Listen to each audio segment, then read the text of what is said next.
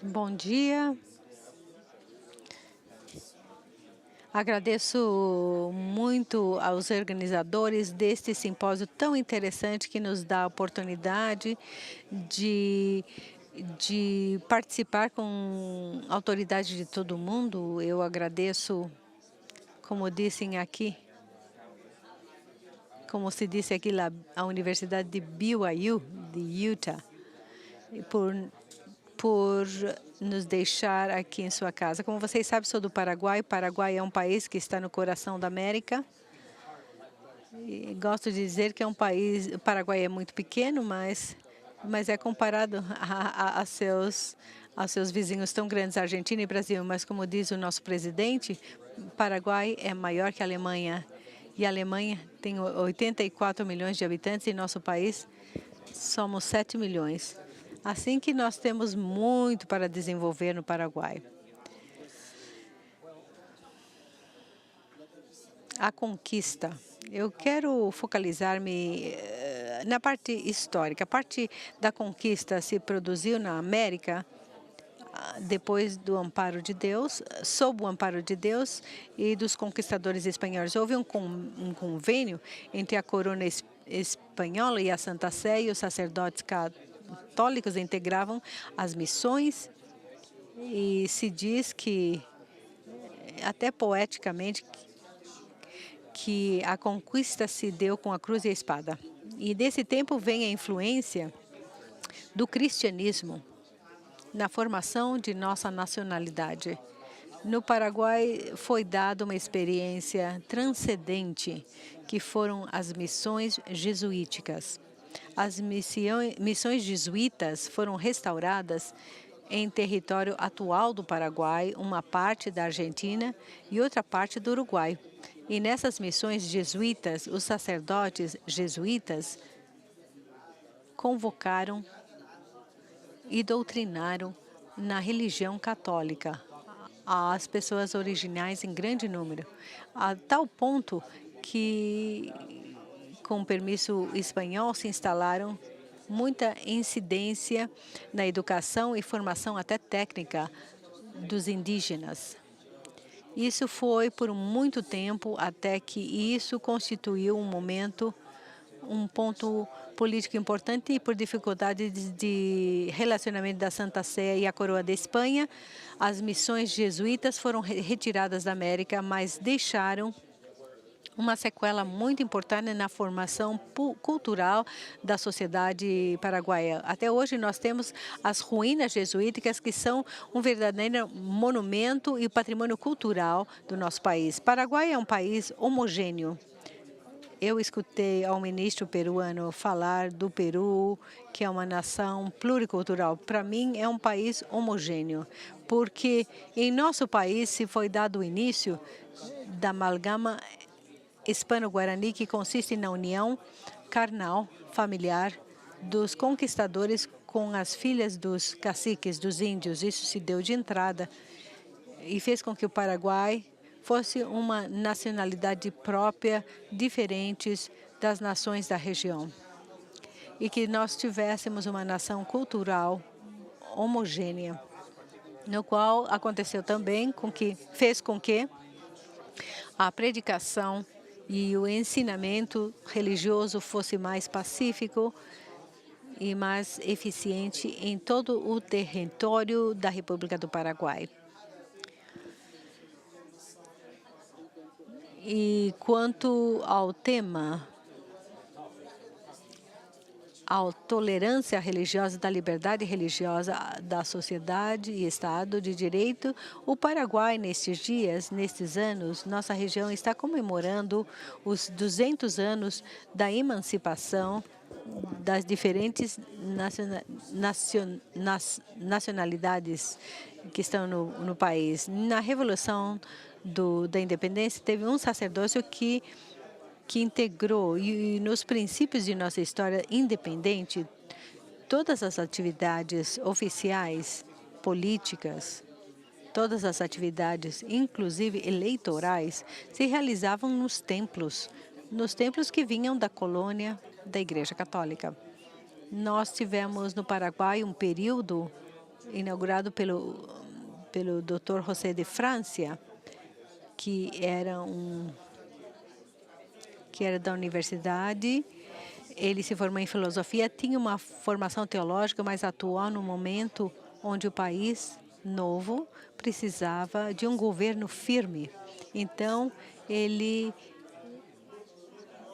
se impôs os três poderes do Estado, a sua pessoa, inclusive o patronato religioso. Dizer que ele se concedeu a autoridade de dirigir a igreja e recolheu os sacerdócios aos seus templos, sendo que ele fosse o chefe e o patronato. E ele morreu em 1840.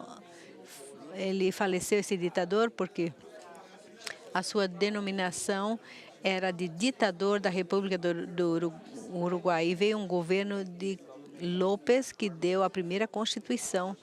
O que se conhece Constituição, se conhece hoje como Constituição Política, que é a nossa história. Tivemos 5. 1844 foi a primeira que instituía a religião católica como religião oficial do Estado. Inclusive, ele não tolerava cultos que não fossem da Igreja Católica. Ele proibia expressamente. Isso se modificou posteriormente, depois de um ano, e se permitia o curso privado das religiões. Até 1870, que culminou na guerra de muitos, foi uma das guerras horrorosas, que foi da Tripla Aliança, que Paraguai, que enfrentou a Argentina, Paraguai e Brasil, principalmente a parte masculina, que foram assassinadas.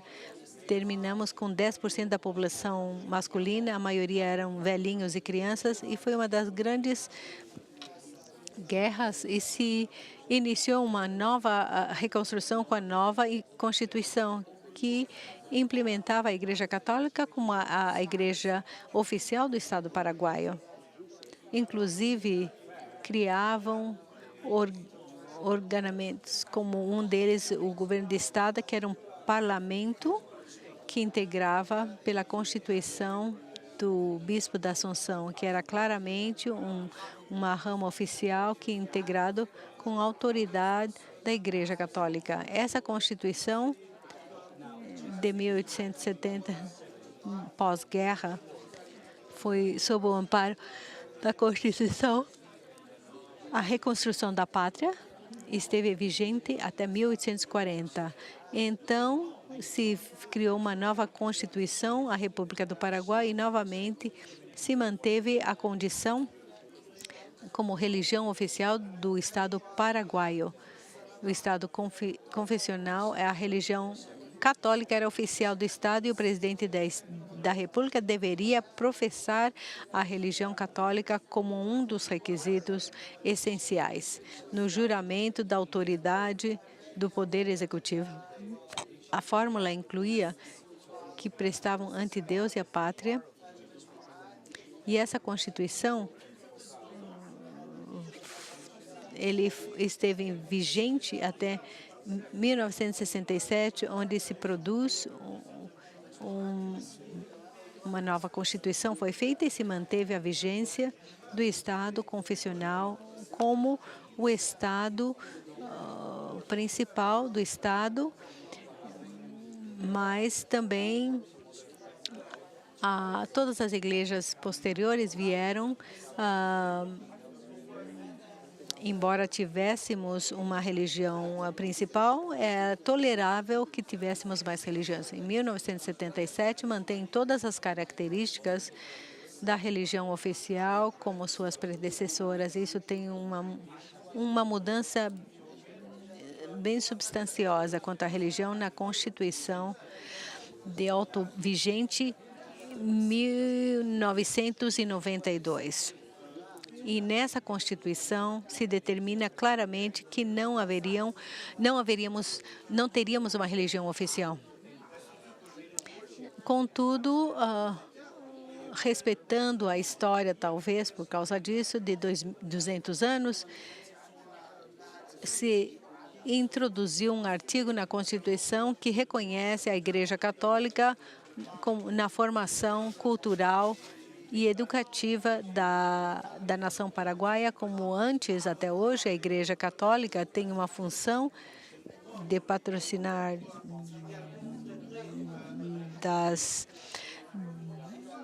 da posição educativa, principalmente das áreas agrárias, da parte estatal e da igreja. Então, a partir de 1992, nós temos um Estado não confessional, mas um Estado leigo, com tolerância aos cultos.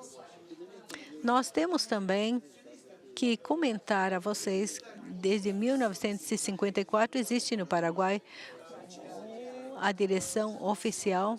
Hoje existe o Ministério de Culto. É uma organização oficial que está responsável pelo registro das confissões.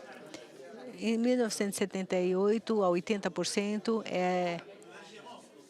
a maioria são católicos e os 20% se divide entre diversas entidades evangélicas. E também digo que no Paraguai, progressivamente, cresce a Igreja de Jesus Cristo dos Santos dos Últimos Dias, tanto estruturalmente como na quantia de fiéis que seguem essa religião. Também eu gostaria de falar sobre existe um concordado com a Santa Sé que a assistência religiosa nos quartéis militar e na polícia estão a cargo de um ordinário castrense. Em 2010, se instalou também a capitania evangélica. É um sacerdote que representa a igreja evangélica e ele também tem inversão na assistência espiritual das Forças Armadas e da polícia. Para resumir, Paraguai hoje em dia tem uma Constituição que determina o Estado leigo não confessional, com tolerância de cultos. Nós não temos conflitos, felizmente. Não temos conflitos religiosos, não temos conflitos que nos possam dar. Não podemos dizer que é uma dificuldade no Paraguai. Eu gostaria de fazer um comentário final, antes de agradecer a presença da minha esposa, que me acompanha, como sempre, e de familiares e amigos que moram aqui nesta cidade, que estão presentes nesta sala. Quero fazer um comentário final com relação à tolerância. No mês de julho deste ano, no Paraguai, recebeu a visita do Papa Francisco. E ele reuniu milhões de pessoas de todas as religiões. Não tivemos somente católicos, mas de todas as religiões participaram dos cultos, da presença do Papa. E o notável é que eu gostaria de compartilhar com vocês que a missa de Ângelus, que foi o domingo, a missa central do Papa, também fez uma oração no altar, o patriarca da Igreja Ortodoxa, como uma demonstração de pluralidade e tolerância, nada menos de um evento que presidia o Papa. E, finalmente, eu gostaria de agradecer com respeito à organização, e pediu que fosse breve e, novamente, passarei para a irmã Solenes. Muito obrigada.